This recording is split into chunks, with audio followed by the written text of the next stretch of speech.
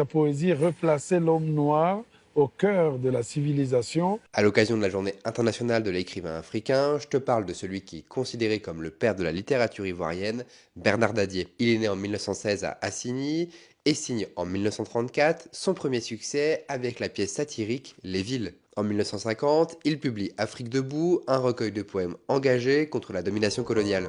Il fait vraiment partie de ceux qui décryptent la situation coloniale, mais de manière très fine, parce que ce qui compte pour lui, c'est d'avoir du rythme, de donner des images et d'avoir aussi des formules qui riment et qui puissent emporter l'adhésion, qui puissent chanter. Et 2 ans plus tard, il signe son chef-d'œuvre Climbié. C'est une autobiographie romancée, à la fois puissante et critique contre le colonialisme.